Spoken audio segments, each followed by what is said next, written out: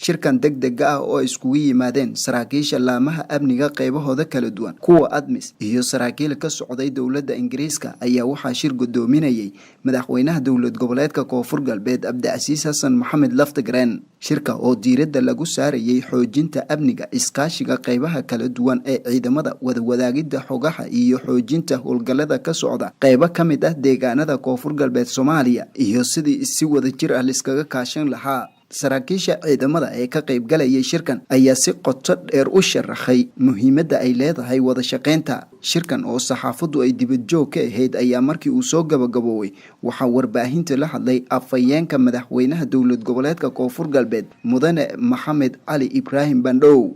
maanta ay taariikhdu ku beegan tahay 13 Agost sanada 2022 halkan oo ah aqalka madaxtooyada dowladda Koonfur Galbeed waxaa ku qabsoomay shirka golaha amniga oo maanta uu shir gudoominayay madaxweynaha dowladda Koonfur Galbeed Mudane Cabdicasiis Xasan Maxamed Laftagreen. kulanka oo maanta diiradda lagu saaray guud ahaan xaaladda amniga deegaanada Koonfur Galbeed oo runtii muddooyinkii la soo dhaafay xuduudaha dowladda Koonfur Galbeed ee la wadaagto dowladda Itoobiya runtii dhibaato badan ay ka taagnayeen iyo shaqadii socotay iyo isla xisaabtankii amniga ku khuseeyay ayuu maanta madaxweyne Cabdicasiis ugu yeeray dhammaan hay'adaha amniga ee ka shaqeeya deegaanadan dowladda Koonfur Galbeed oo ugu horeeyo taliyaha qaybta 6aad ee ciidanka xoogga dalka Soomaaliyeed, sidoo kale taliyaha booliiska gobolka Baay, sidoo kale taliyaha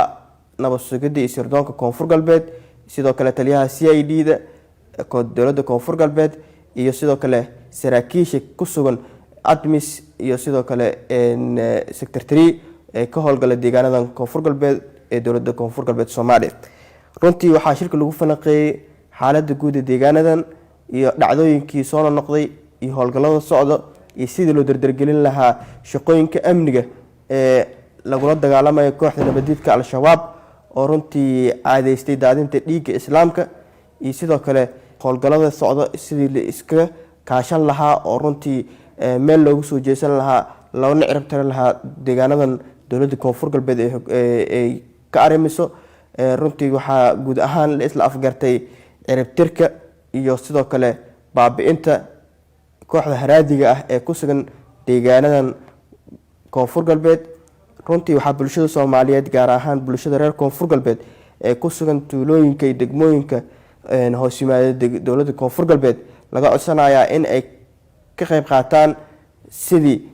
xogaha ay la wadaagi lahaayeen hay'adaha amniga oo runtii hayo shaqo muhiim ah una shaqeynaya bulshada Koonfur Galbeed iyo guud ahaan bulshada Soomaaliyeed meel walba ay joogaan. gaar ahaan bulshada reer Koonfur Galbeed waxaa laga codsanayaa in ay la shaqeeyaan hay'adaha amniga si loo cirib tiro kooxda nabaddiidka Al-Shabaab waad ogtihiin waxay u baahan yihiin howlgal mideysan in lagu wada sameeyo. Koonfur Galbeed waxay mar walba diyaar u tahay sidii loo cirib tiri lahaa kooxda nabaddiidka Al-Shabaab, laakiin waxaa loo baahan yahay garabka bulshada oo muhiim ah. dhanka kale wuxuu madaxweynaha ahmiyadiisa koowaad uu siinayaa Mudane Cabdicasiis Laftagreen in runtii hay'adaha amniga la xoojiyo lana dhiirigeliyo sidii ay u cirib tiri lahaayeen kooxda nabaddiidka Al-Shabaab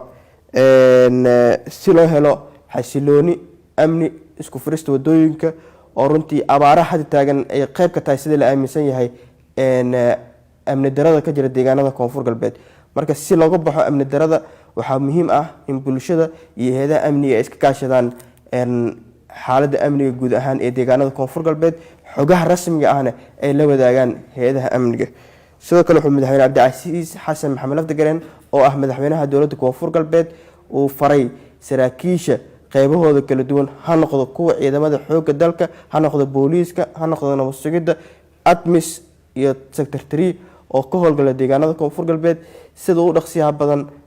howlgallada socdo oo runtii